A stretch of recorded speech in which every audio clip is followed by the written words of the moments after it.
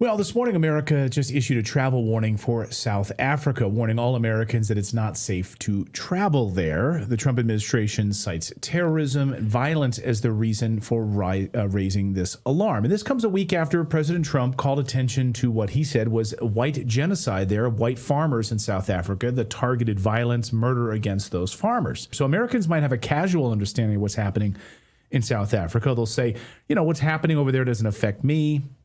But our next guest is warning people to pay attention to the genocide in South Africa because the deep state plan doesn't stop there. He should know he lived in South Africa. Journalist Alex Newman says, quote, "What's happening down there to them is a microcosm, and that's what they have planned for you, your country, your family, and what's left of the Christian West. We are in grave danger as a nation." And Alex joins us now. Alex, did I get that quote correct? We are in grave danger as a nation? Absolutely. It's great to see you both. Thank you for having me. And what's happening in South Africa is the model. It is the template that they plan to use on us. In fact, right now it's targeting the Afrikaner. The Afrikaners call us the Amerikaners. Our histories are intimately intertwined. In fact, the Afrikaner people are the closest cousins that Americans have anywhere in the world. They came from the same places, generally held the same cultural and religious values. And, I think it's a mistake to racialize it like some in the media are trying to do. They're trying to paint Donald Trump as a racist for talking about this. I don't think it's that the communists and the globalists and the deep staters hate these people because they have lighter skin, but they have several other strikes against them, right? For one, they're mostly Christian. And as we know, Christianity is not compatible with communism, with totalitarianism, with globalism, et cetera. They also are farmers. They're producing food. In fact, these are some of the most productive farmers on the face of the earth that have ever lived on the face of the earth. And if you want to control people, the totalitarians have understood for a long time, control their food and control their energy. Well, what we're watching in South Africa, again, is a microcosm of what they plan for the world. And I'll try to explain it quickly. South Africa is not a real nation, right? And that's the first thing that people need to understand. There is no nation called South Africa. South Africa is a landmass. It's a region of the world that has a lot of different nations in it. The Afrikaner nation is one of those nations. It is a true nation in the truest sense. It's got a shared culture, shared language, shared history, shared religious tradition, kind of Calvinist, Reformed Christianity. And then there are other nations down there that share the same space. The Zulu nation, which many times throughout South African history has been allied with the Afrikaner nation. The Xhosa nation of Nelson Mandela, the Venda. A lot of those nations are now independent. During apartheid, they tried to give them self-government. The Venda, the Tswana in Botswana, the Swazi in Swaziland. But what they've done in South Africa is they've amalgamated all of these historically very different nations under one unitary totalitarian regime. And that's what they're now trying to do at the global level. If you listen to the former Secretary General describe the UN General Assembly as the Parliament of Humanity, if you look at the G77 plus China and the BRICS describing the UN General Assembly as an emblem of global sovereignty, it doesn't take a lot of dot connecting to realize Americans have one vote in the UN General Assembly. What will happen if 193 other governments decide they want our land, they want our farms, they want our lives, they want our guns, they want our liberties? Well, the same exact thing that's happening to the Afrikaner right now. So, folks, it's not just some isolated conflict in a faraway land. It is the template. When you listen to Barack Obama, he actually says he was inspired to get into politics by South Africa. That was his first political action. The same plan, even the same tactics that they're using right now against the Afrikaners in South Africa are going to be deployed, and in many cases already are being deployed against Americans today. What are those tactics specifically? Can you go more in depth about that?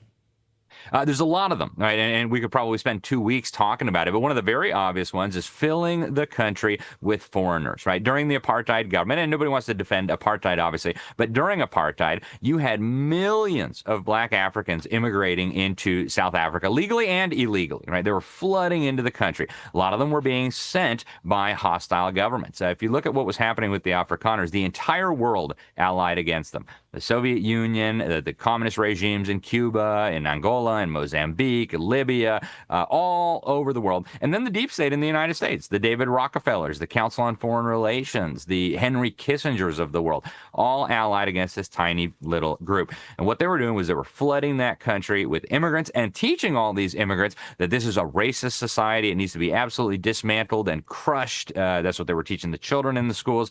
Same exact thing happening in America. Now, again, I want to emphasize this. The issue is never the issue with the communists. That's what they used to say back in the 70s. The issue is always the revolution. So they'll make it about race. They'll make it about climate change. They'll make it about whatever they think will be likely to come up with public support.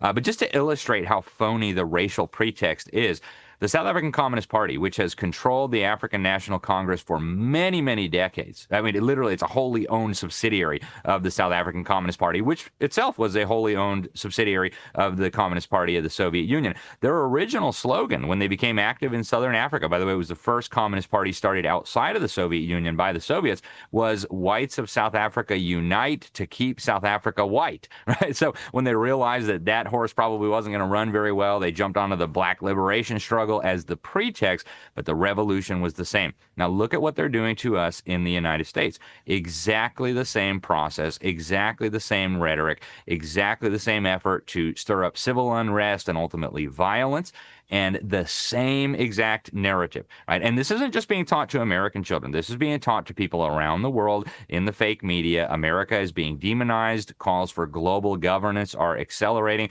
So take what happened in South Africa, merging all these very different nations under one unitary totalitarian regime.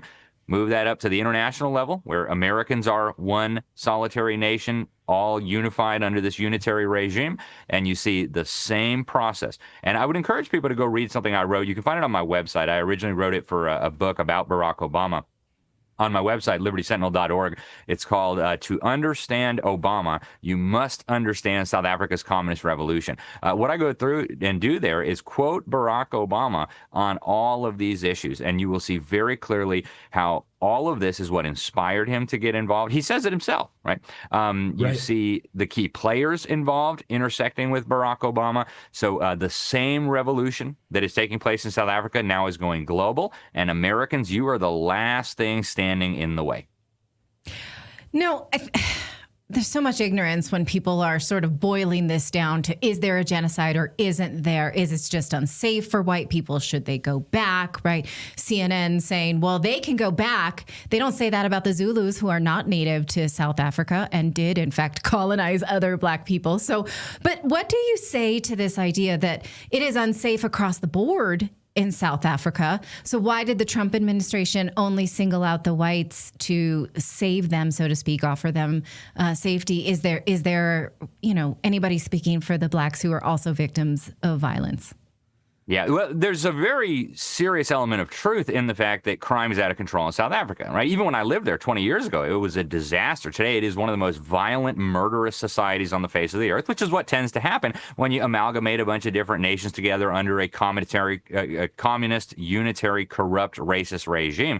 That's to be expected. But we need to be very clear here, right? When they talk about normal crime and normal murders, and this was, again, a problem when I lived there 20 years ago, they're talking about somebody pulls up next to you at a street light and blows your brains out and steals your car. What's happening with these Afrikaners is something totally, totally different. Okay. And again, I didn't start speaking out about this publicly until 2012. I would highly recommend people go back and read it. It was a cover story that I did for the New American magazine called Genocide and Communism Threaten South Africa. Everything that's happening today was happening back then. And the straw that broke the camel's back for me, where I said, you know what, I don't care what people say, I don't care what people think, somebody has to speak out about this, was a fact-finding mission that Dr. Gregory Stanton had made to South Africa back in 2012.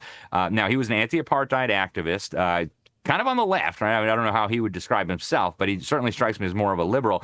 He went down there and looked at this, looked at the evidence and said, wow, South Africa is at stage 6 out of 8 on the genocide scale. He had developed a genocide scale. He's changed it somewhat. But in 2012, he said the Afrikaners are now on the verge of being exterminated. Stage 6 was the planning and preparation for the slaughter. Stage 7 was the slaughter itself. Stage 8 was denial after the fact. So that was the genocide scale. He said Afrikaners are now at stage 6. And the reason why he said that was very obvious. The president of the country, Jacob Zuma, the polygamist pagan leader of the ANC and president of the Republic of South Africa, was going on TV, was standing in stadiums singing, "Bring me my machine gun. We're going to shoot all the Boers. My cabinet's going to help me shoot all the Boers."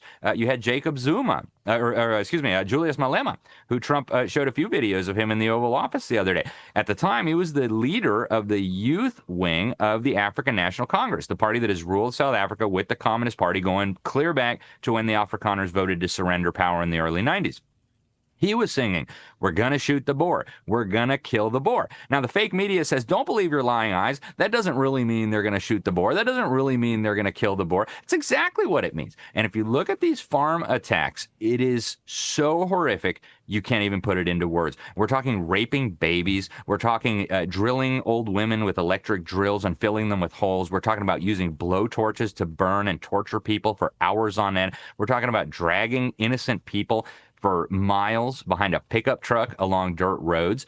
These are crimes that are so barbaric you can't even begin to imagine. And then what often happens afterward is they'll leave Bible pages on their dead bodies. They'll leave the family Bible on the desecrated bodies of these victims who've been tortured sometimes for days on end. That's not normal crime, regardless of what Ramaphosa and the fake media want you to think. These are targeted attacks aimed at exterminating this particular category of Christian agricultural person that is standing in the way of the revolution. And the South African revolutionaries were always very clear. May I ask you a question about this? Please. A timely question, because today the Pope spoke about spreading Christianity throughout Africa. So does this put Black people at risk too if they adopt Christianity? Of course it does. And that's one of the and again, this is not a racial issue. The media wants to racialize it so that people won't talk about it. The ANC was so brutal to everyone who opposed it, especially blacks, right? When the effort to stop the revolution was underway, it was actually the Zulus who allied with the Afrikaners. The Inkatha Freedom Party was one of the strongest forces in the Afrikaner coalition trying to prevent the Soviet-backed overthrow and revolution that was going to take over South Africa. But you didn't hear about that. And the punishments that they would mete out to people. Winnie Mandela, Nelson Mandela's wife, was on video saying, "We're going to liberate our country with matches and necklaces." Well, what does that mean? It's what they were doing, not just to the Zulus, but even to their own people that they suspected. They would put a tire filled with petrol around the necks of these people, set it on fire with a match, and it was one of the most gruesome deaths that a person could ever imagine. They were primarily using that against black people in South Africa who opposed their revolution. Now, granted, they were killing anybody that they could get their hands on. They were planting bombs at bars and shopping malls. They were planting mines on farm roads to kill farmers and farm workers alike. So they were very indiscriminate in their slaughter, but they were especially brutal to their black compatriots. You look at what they were doing in the Quatro torture camps up in Angola to blacks, right? So it's not a racial thing. It is an effort to eliminate this last little outpost of Western Christian civilization on the continent of Africa so that they can then pave the way to total tyranny. And again, it's a precursor of what they're planning to what's left of the Christian West if we don't wake up and if we don't call it out. Can you draw some parallels to what you're seeing there currently and into the United States? I mean, obviously, you talk about some of these green policies, green energy policies, and things like that, right? The effort by the United Nations and others to come in and basically steal your land, right? You will own nothing and you will be happy. We'll take your land because your carbon footprint is too much. But can you draw some more parallels and connections between what's happening in South Africa and what we can expect in the United States?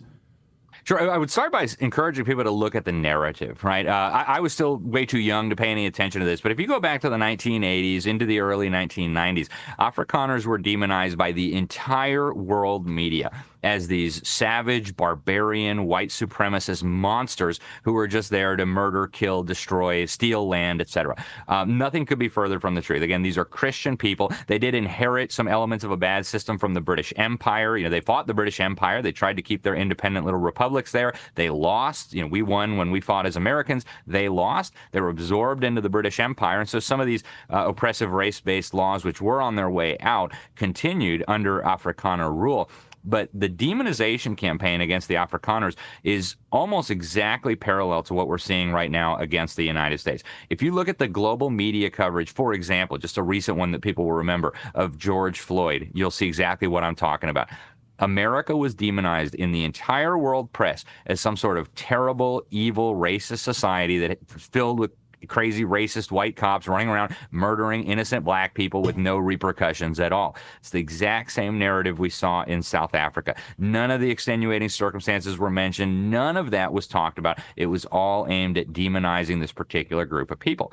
That's the same thing that's happening around the world right now. America and, by the way, a lot of Western Europe are being demonized as white supremacist, colonialist through the critical race theory lens. Same exact analytical tool that was used in South Africa to bring about this change. You look at the open border, right? Everybody heard terrible things about apartheid, which means separate development. Their thinking was, hey, there's a lot of nations here. We ought to try to give them self-government in their own homelands. Again, was it implemented well? Absolutely not. Their thinking was, hey, in Europe, Hungarians have Hungary. The Finnish people have Finland. The Swedes have Sweden. Why not have the Zulus have their own Zululand? Why not have the Swazi have Swaziland? Why not have the Tswana have Botswana? Why not have the Zoto people live in Lesotho and govern themselves, right? That was the thinking, at least.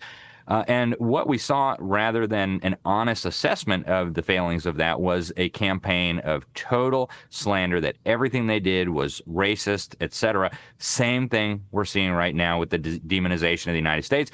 And as all that demonization was going on against South Africa, what they didn't tell you was millions of Africans were flooding into South Africa. Why? Because as unsavory as the apartheid system may have been, that government, and this always shocks people to hear this, that government had the best human rights record of any government on the African continent. And if you don't believe me, find me one that breaks that rule, right? Look at the communist dictatorships, the barbarians that were ruling some of those other countries. So that's why they were flooding in there. And then what happened?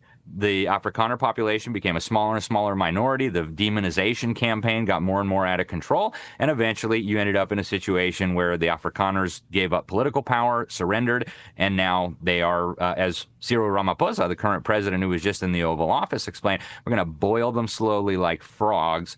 That's what's happening now, is the boiling. Well, I mean, we've spoken personally, Natalie and I both, to those who fled South Africa, white family, and would tell us the awful, awful violence that they incurred, just pulling up to traffic lights, the having their cars taken, shot in the head, stolen. Awful. They awful don't things. drive at night. Full stop. You just don't drive at night for any reason. Grabbing husbands, forcing them to watch the rape of their wives in front of them by having their eyes held open by. One friend said that when they pull up to the robot, which is what they call the stoplight, you tell your child, if someone comes near the door, near the car, get out of the car seat, get in mommy's lap, and we're going to run. And this is the way that they live. Yeah. I'm sure you've heard, well, I'm sure you've witnessed these stories when you live there. This is probably never-ending amounts of them. That's right. It's just a normal part of life there. Yeah. Unbelievable. That's wild. Alex, thank you so much. So your website, give us your website again so people can read that first. Well, thank you guys very much. My personal website's libertysentinel.org. I also do a show for Unified TV. It's like Netflix, but where the stuff that Netflix won't carry because it's too controversial goes. So you can check out the Alex Newman Show on Unified, and then my personal website, libertysentinel.org, where I've got a lot of this information on South Africa.